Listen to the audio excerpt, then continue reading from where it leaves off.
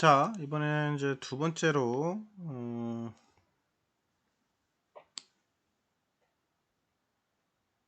코일인데요. 코일은 우리가 앞전에 우리가 보긴 했지만, 주로 그 전원부라든가 이런 쪽에 많이 쓰고 있는 소자 중에 하나죠. 인덕터라고 하고요. 그 다음에, 인덕턴스라는 용어를 쓰기도 하죠. 콘덴서인 경우는 캐파시터 이렇게 얘기를 하고요. 저항인 경우는 저항인 경우는 이제 레지스턴스 이렇게 얘기를 하고 있죠. 그래서 코일은 특성만 알고 있으면 될 것 같아요. 얘가 코일은 주로 이제 상호 유도 작용을 하는, 그래서 전류를 발생을 하는 그런 용도로 쓰죠. 그리고 우리는 헨리로 표현한다는 거, 나머지는 뭐 쭉 여러분들이 특징을 보시면 될 것 같고요. 그래서 코일의 특성은 전류 변환을 안정시키려고 하는 성질이 있다. 그리고 상호 유도작용을 할 수 있다. 그 다음에 전자석의 성질을 가지고 있다. 공진하는 성질을 가지고 있다. 그래서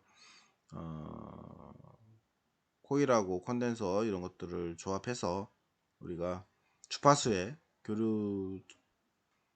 주파수의 특성을 만들어내는 그런 용도로 쓴다고 얘기를 했었죠. 그래서 이렇게 이제 병렬로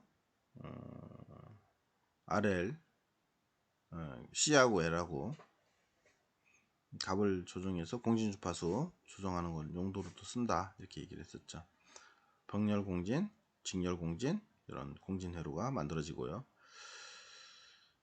그 다음에 코일은 우리가 다양한 형태의 코일들이 또 존재하다라고 얘기를 했었죠. 그래서 코일에서는 코일의 특성 정도 알아두시면 될 것 같고요. 그 다음에 계전기의 응용 회로, 요 회로 정도는 한번 정리가 좀 필요합니다. 왜냐면 우리 센서하고 연동돼서 회로를 그려야 하기 때문에.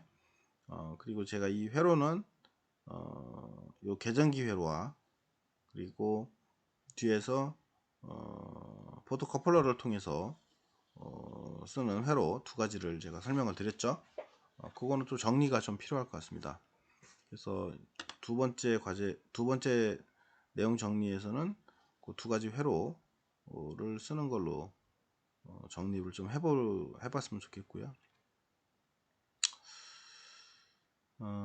계전기는 뭐 그냥 종류가 워낙 많아서 다 보기는 좀 그렇고, 특징이 어떻게 돼 있다, 그리고 어떻게 구동이 된다, 뭐 이런 정도까지만. 그리고 요 회로, 요거 제일 중요하다 했죠.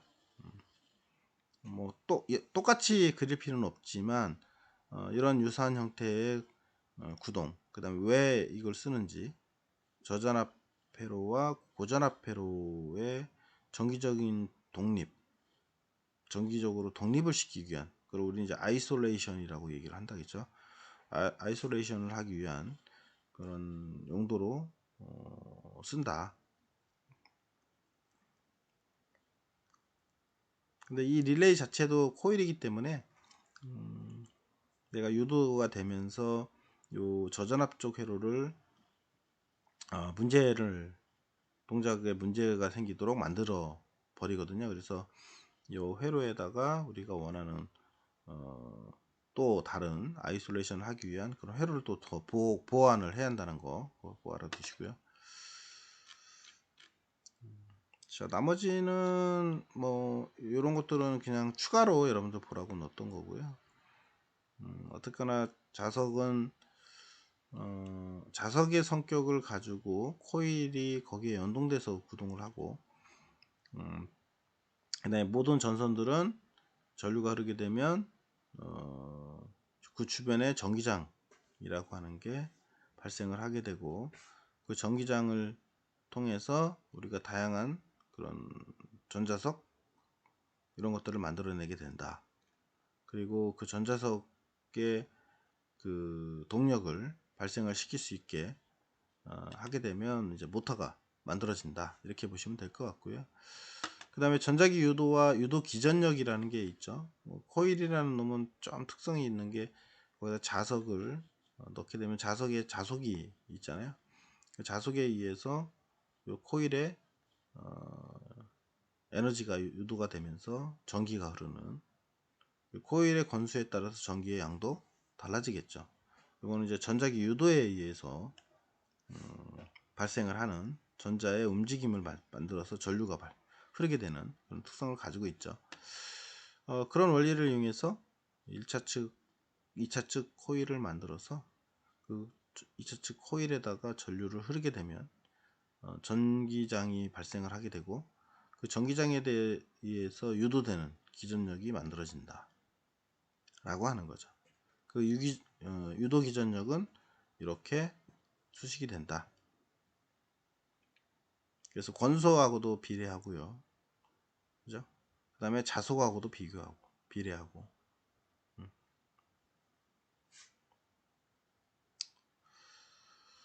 뭐, 이거는 여러분들이 정리가 잘 됐을 거라고 생각이 되고요.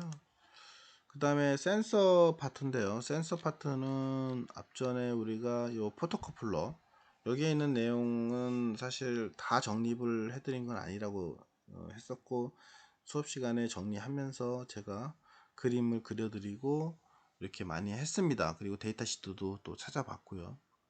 그거를 좀 여러분들이 참고로 해 주셔야 합니다.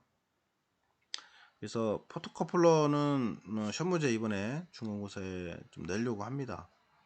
그래서 포토커플러의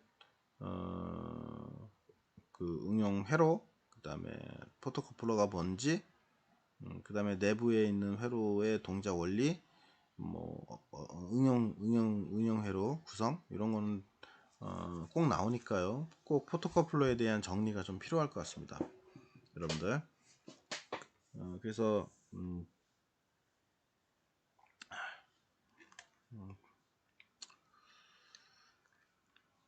그렇게 해서 시험 그 준비를 좀 해주시고요.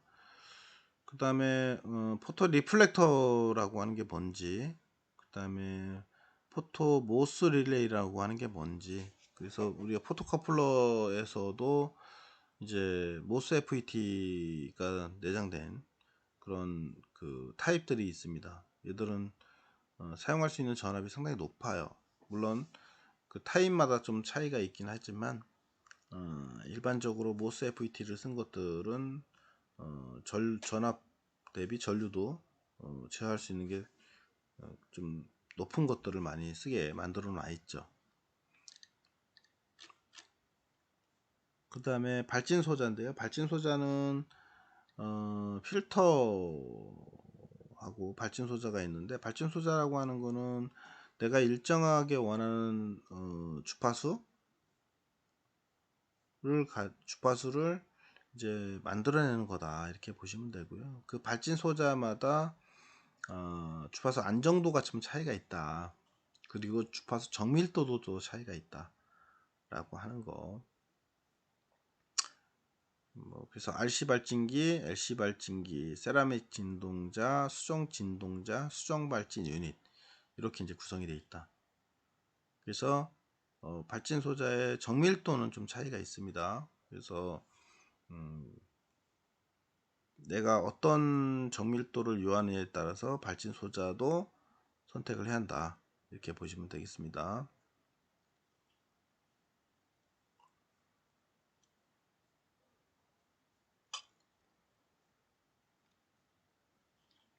발진 소자의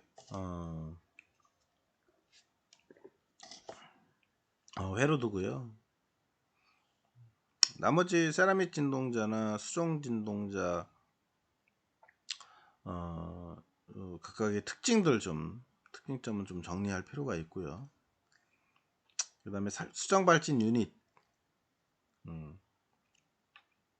어떻게 보면은 이런 발진 소자도 센서의 일부가 된다고 보시면 됩니다. 왜냐면 주파수에 관련된 내용이고요. 그 주파수 변화에 따라서 어떤 상태로 쓸 건지 뭐 이런 것도 센서에 포함되거든요. 그래서 한 번 정도는 요 발진 소자에 대한 거는 꼭 여러분들이 정리가 한 번 정도 필요할 것 같고요. 그 다음에 릴레이 구조 한번 보시면 될 것 같고, 이거는 나머지는 메카니컬한 그 내용이다 보니까 뭐 스위치라든가 그 다음에 뭐 이런 딥 스위치라든가 뭐 이런 것들인데, 이런 건 참고로만 그냥 보시면 된다고 생각하시면 될 것 같고요. 그리고 코일 뒤에 정리가 또 다시 해놓긴 했는데, 물론 여기 나와 있는 코일들은 다 뭐 알 필요는 없습니다. 이거는 이제 코일이나 트랜스에 대한 용어긴 한데, 우리가 일반적으로 많이 쓰는 전원 트랜스 정도, 전원 트랜스는 여러분들이 전원 회로를 만들 때 주로 쓰기 때문에 한 번 정도는 알아둘 만한 내용이긴 합니다. 그래서 여러분들이 사용하실 때 그 트랜스를 갖다가 구성을 한 번 정도는 꼭 해보았으면 좋겠고요. 여기에 이제 고주파 코일, 그래서 단순한 코일, 고주파 필터형 코일이라고 보시면 될 것 같고요. 주로 이제 필터에 많이 쓰고, 뭐 또 그 무선 쪽에 그 출력 회로부 쪽에 많이 쓰고 있습니다. 나머지는 그냥 얘들은 그냥 훑어만 보십시오. 그리고 바안테나도 마찬가지고 전원용 초코 코일이 있고요. 전원용 초코 코일은 전원 쪽에 많이 쓰고 있는 코일이고, 주로 전원 주파수 대역에서 충분한 그런 인덕터스를 갖고 있는 코일로 코어에 동선을 감아서 만든 거다. 그래서 주로 이제 입력 전원용 필터나 스위칭 전원의 출력 필터로 많이 사용한다.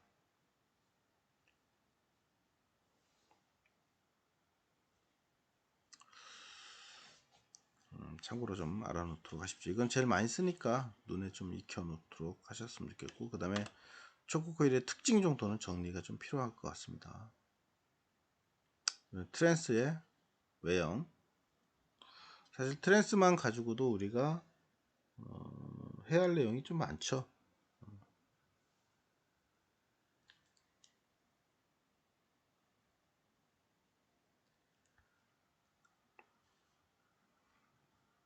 그래서 한 번 정도는 여러분들이 이 트랜스를 감아서 아답터 정도를 만들어 보는 정도는 한 번 정도는 해봤으면 좋겠습니다. 물론 220V를 갖다 쓰다 보니까 위험할 수도 있어요. 잘못하면 그 쇼크를 먹거나 전기 충격을 먹을 수가 있긴 한데,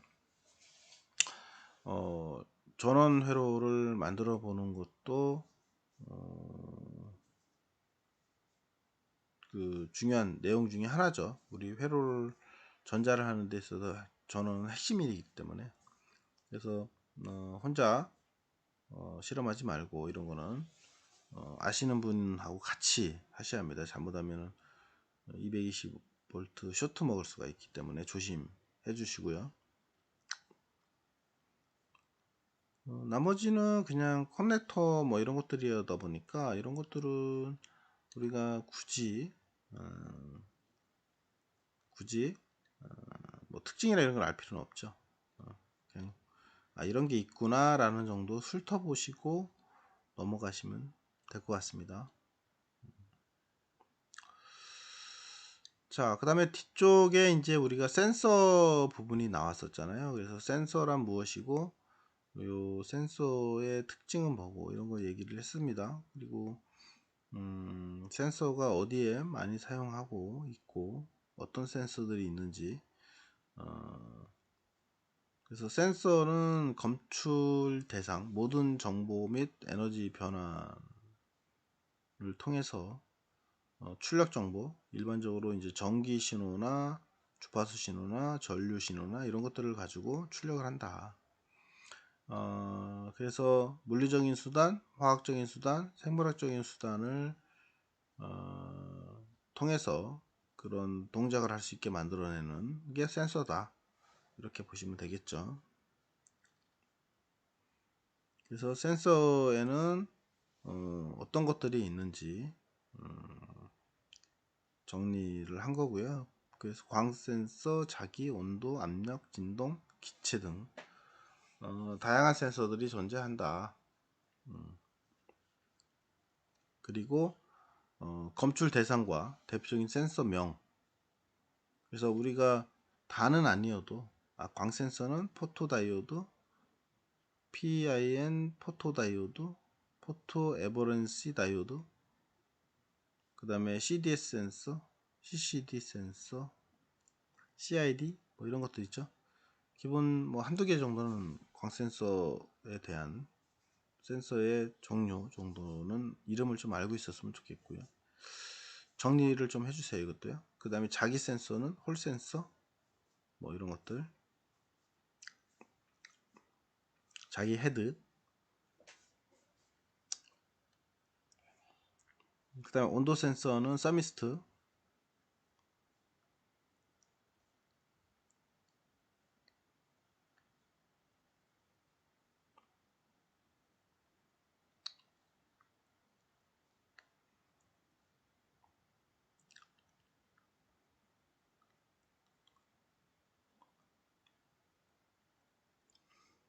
종류는 많은데 내용들이 좀 약간 더 복잡하긴 합니다. 그래서 우선은 적외선을 통한 그런 것도 있다 보니까 다양한데요. 감온 저항이라고 하는 백금, 이것도 그 온도 센서고요. 그 다음에 뭐 포토 다이오드, 포토 트랜지스터용도 온도 센서가 또 존재하고요.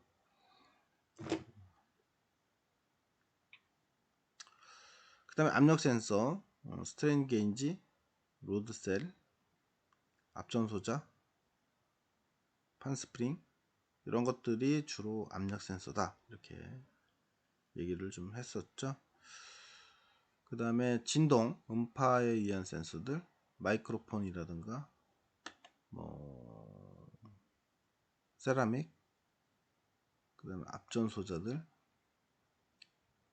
지진계, 이런 것들이 여기에 포함이 되고요. 기체나 냄새에 의한 센서들, 세라믹 센서, 반도체식 센서, 산화 주석 뭐 이런 것들, 기타 등등.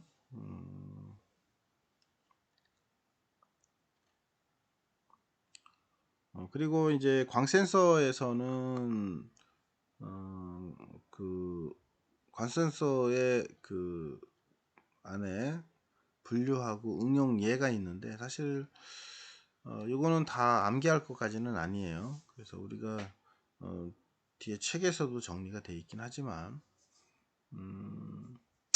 접합이 있느냐 접합이 없느냐에 따라서 이제 크게 반도체 타입하고, 그 다음에 광도전 소자, 초전도 소자 이런 거하고 차이가 좀 있고요. 그 다음에 진공관 형태에 따라서도 분류가 된다. 그래서 우리 PN 접합 같은 경우 접합이 이제 있는 경우에 센서들이 있고, 그렇지 않은 경우도 있다라고 하는 정도.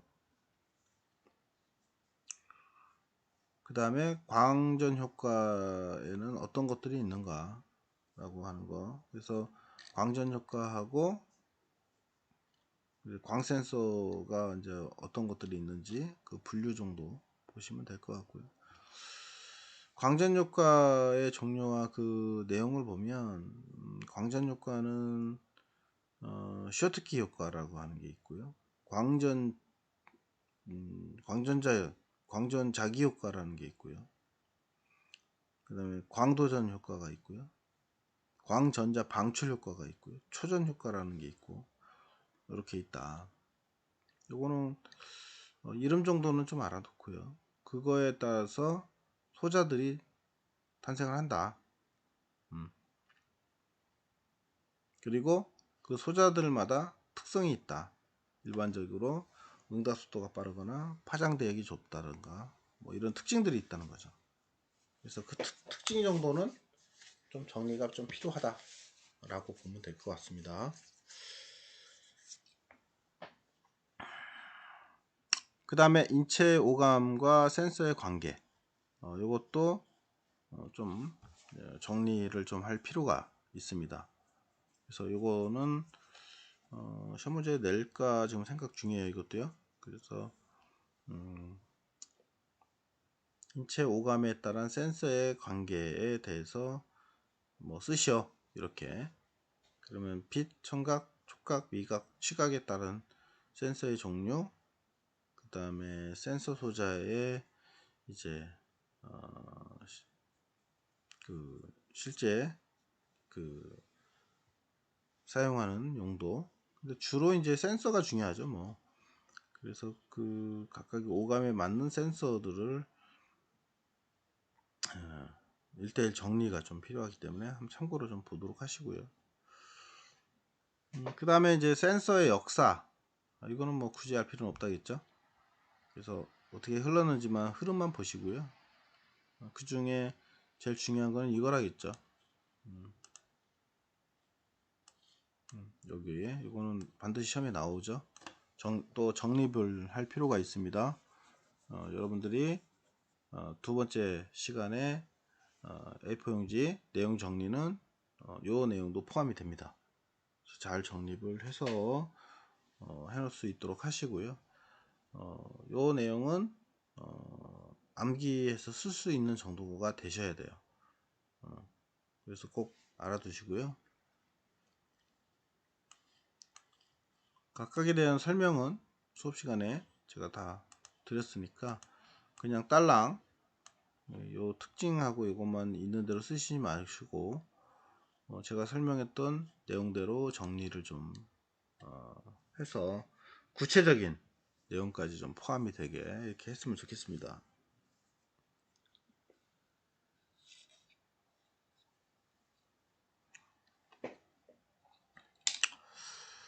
그 다음에 이제 우리가 센서들 중에 위치 센서라는 게 있다고 얘기를 했었죠. 이거를 이제 포텐시오메터라고 하고요. 이 포텐시오메터는 저항기를 통해서 위치 정보를 가변 전압에 의해서 출력을 하는, 그러니까 저항값 자체에 변화를 줘서 그 저항값에 변화를 준다고 하는 것은 저항값에 저항에 흐르는 전류를 통해서 전압이 얼마나 발생을 하는지, 그 전압값도 변화를 갖겠죠. 그걸 가변 전압이라고 하는데 그 가변 전압의 변화를 가지고 뭐 사용을 하는 거다, 이렇게 보시면 되겠습니다. 그래서 어느 기기의 움직임 변화를 체크할 때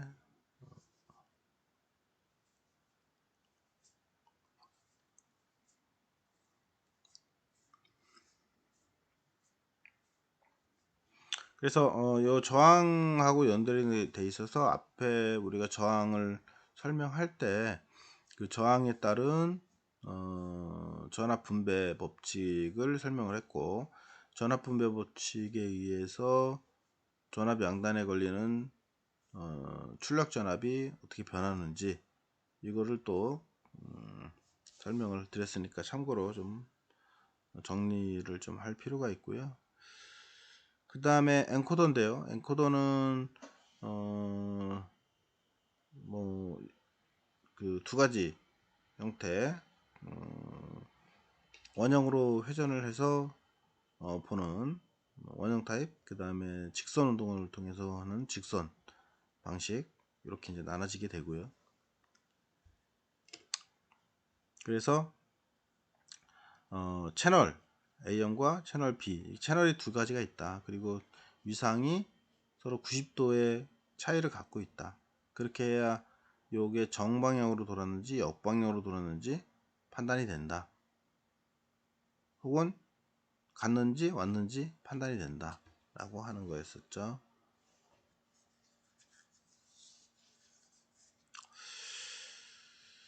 자, 엔코더 좀 정리를 필요하고요. 엔코더 뭐 포텐시오미터 이거 다 중요합니다.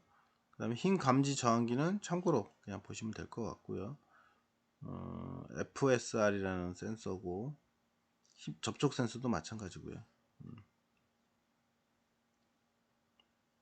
그 다음에 광학 근접 센서, 요거는 빛을 발사하고 반사된 거를 갖다가 체크를 하는 그런 센서다. 어떻게 보면은 광 센서죠.